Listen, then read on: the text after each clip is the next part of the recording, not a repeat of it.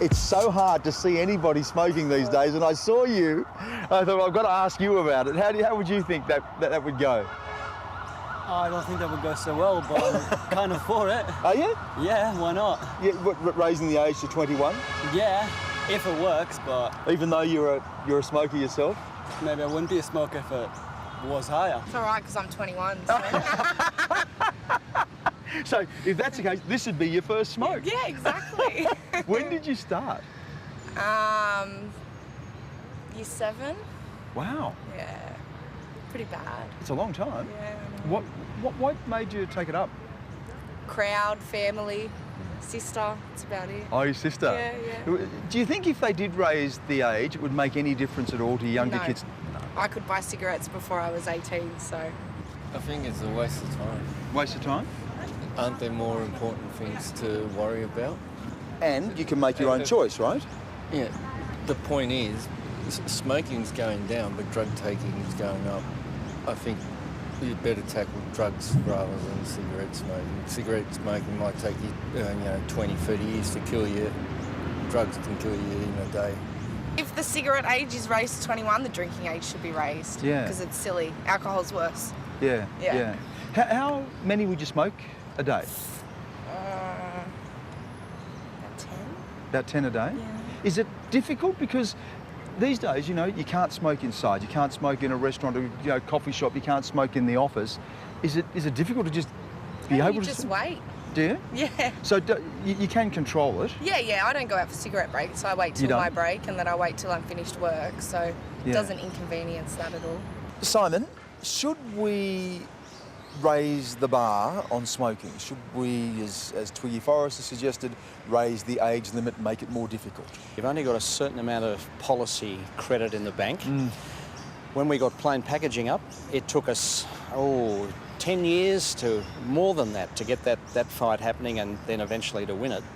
So with this one, I'd have to say, well, I don't know how much credit would be, in the bank for that one. And also, you start talking about age limits. Well, at what point are you grown up enough to make your own decisions? Yeah, good. You can vote, you can drink, you can drive a car, and you can't smoke? And you can have a contract, you can get married, you can do all of those sorts of things. So I think that's what most people would say that about that prospect. So you're saying to me that you can go to war, join the army, take your risks financially. Stand for Parliament. But you can't smoke. So that's why I think that it would be a very difficult proposition. But there's another reason as well, is that I used to smoke when I was a kid.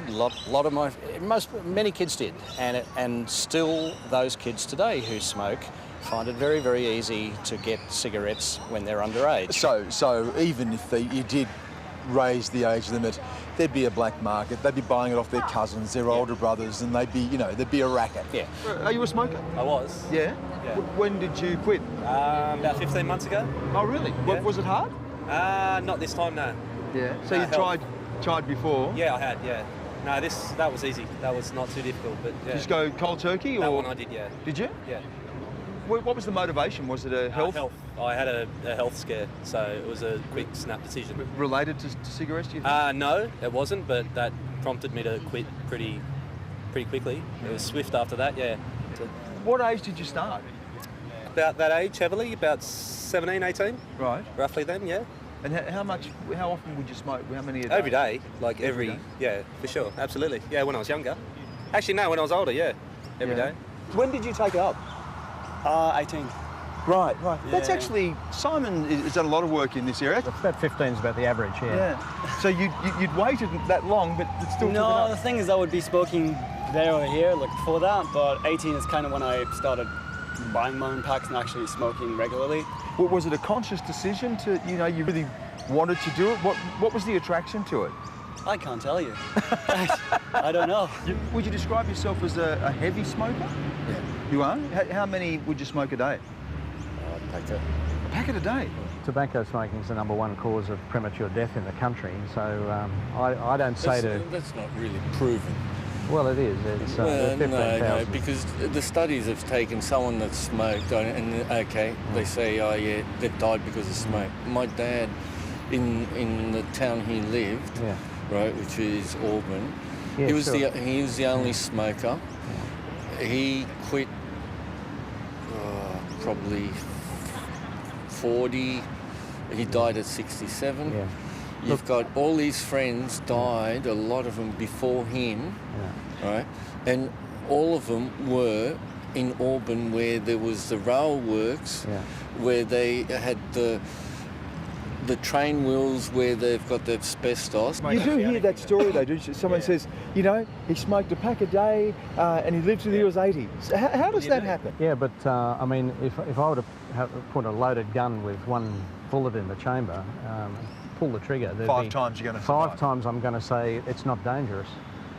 The one time it is, but with smokers, 2 out of 3 smokers will die early because of their smoke. How much would you spend a week, do you reckon, on cigarettes? Now, at $33 a packet, probably... 33 a packet? Yeah, probably over $100 now. A week? Yeah. So $400+ a month. Yeah. Do you think about it? That's a lot of money. I know, but if I didn't spend it on $5,000 cigarettes, a year I'd as a spend it on holiday? food.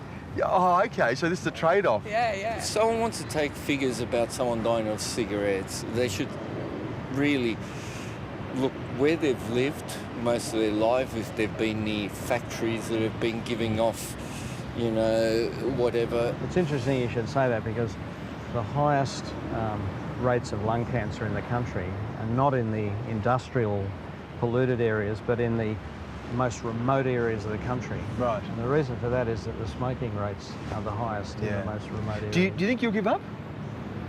I did give up once. Yeah.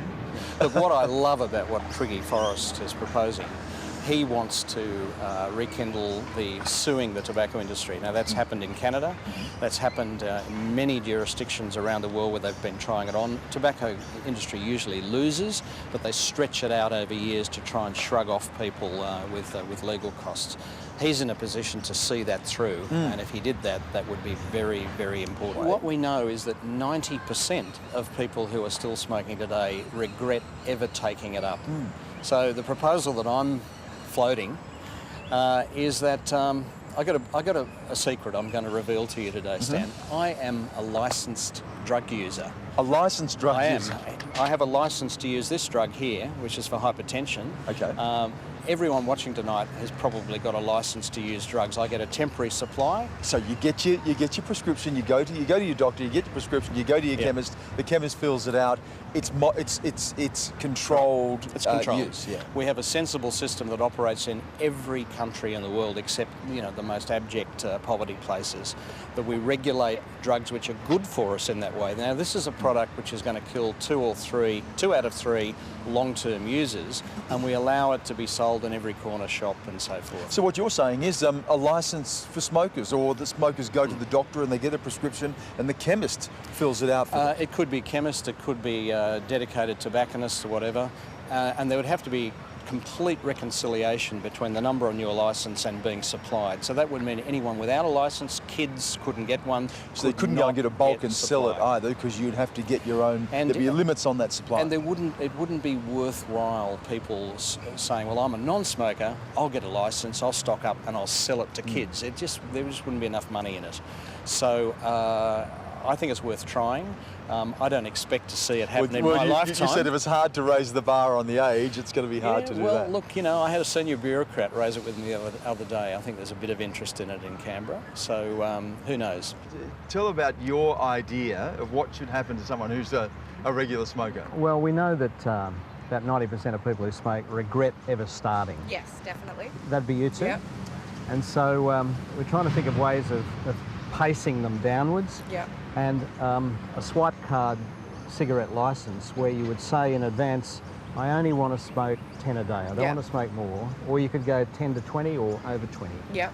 And you could go in and you'd swipe it and you'd get your cigarettes, but some days you'd go in and swipe it and the tobacco would say, sorry, you've already had your quota. And you'd go, well, yeah, that's keeping me down, and eventually you might want to hand in your licence and you get all the licence fees back as a big reward. And then you quit. Go to Bali for another week. Yeah, it's a good idea. In a month, you may be spending $150, a couple $100 on cigarettes. I'd like to not think about it. Do you think you will give up? Or Eventually. Is it going to be just too hard? When I'm Would ready. you say you're addicted? Yeah. Yeah. Yeah.